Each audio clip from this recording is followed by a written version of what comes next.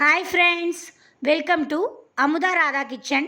இன்றைக்கி நம்ம சூடான சுவையான அட்டகாசமான சிக்கன் பிரியாணி எப்படி செய்கிறதுன்னு பார்க்க போகிறோம்.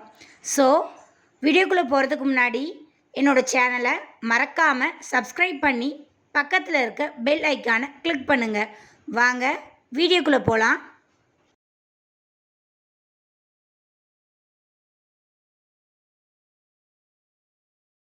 5லேருந்து 6 பேர் சாப்பிட்ற மாதிரி செய்ய போகிறோம். அதுக்கு 7 பெரிய வெங்காயம், 4 தக்காளி, 10 பச்சை மிளகாய் நறுக்கி வச்சுக்கணும். இதோட ஒரு கொத்து கொத்தமல்லி, ஒரு கொத்து புதினா, 1 கப் தயிர் எடுத்து வச்சுக்கணும்.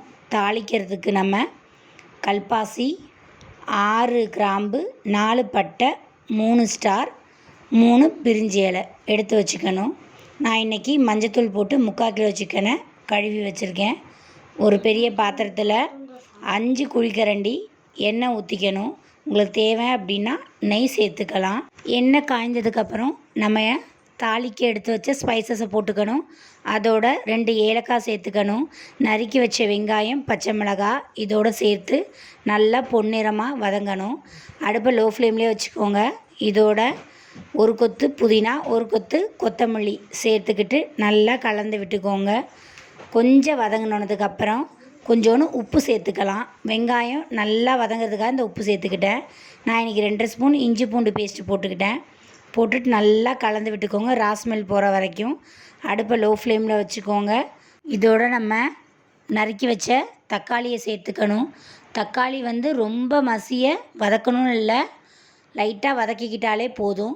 இதோட 2 ஸ்பூன் மஞ்சத்தூள் சேர்த்துக்கணும். சேர்த்து கலந்து விட்டுக்கிட்டு 3 ஸ்பூன் தனி மிளகாய்த்தூள், 1/2 ஸ்பூன் காஷ்மீர் சில்லி பவுடர்.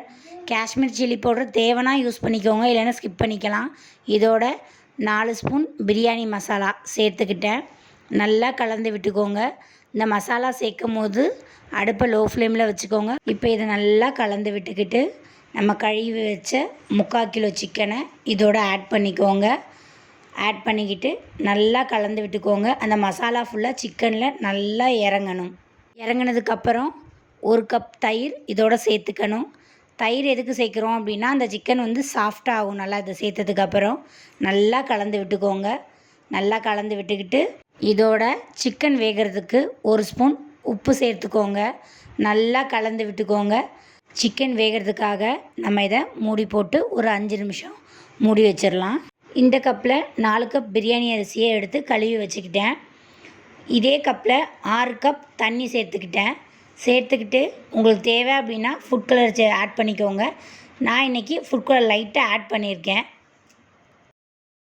இப்போ இதை நல்லா கலந்து விட்டுக்கோங்க. இப்போ தண்ணி நல்லா கொதிச்சதுக்கப்புறம் அரிசியை கழுவி வச்ச அரிசியை இதோட சேர்த்துக்கணும். சேர்த்து விட்டுக்கிட்டு நல்லா எல்லா இடத்துலையும் பரவுற மாதிரி மசாலாவை நல்லா கலக்கி விட்டுக்கணும்.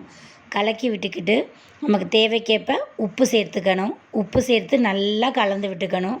கலந்து விட்டுக்கிட்டு ஒரு மூடி போட்டு இதை மூடிடணும். லோ ஃப்ளேமில் வச்சு மூடிக்கு மேலே ஒரு கனமான பொருளை வச்சுருங்க. 15 நிமிஷம் கழித்து பிரியாணி எப்போ நல்லா கலந்து விட்டுக்கோங்க. மசாலா எல்லா பக்கமும் சேர்கிற மாதிரி ஒரு 5 நிமிஷம் இப்போ மூடி போட்டு தம்மில் மறுபடியும் பிரியாணியை நம்ம வைக்கணும். வச்சதுக்கப்புறம் பிரியாணியை அடுப்புலேருந்து கீழே இறக்கி வச்சுருங்க. இப்போ நம்மளோட சூடான சுவையான அட்டகாசமான சிக்கன் பிரியாணி ரெடி. இந்த சிக்கன் பிரியாணியை கண்டிப்பாக உங்கள் வீட்டில் ட்ரை பண்ணி பாருங்கள். அட்டகாசமாக இருக்கும்.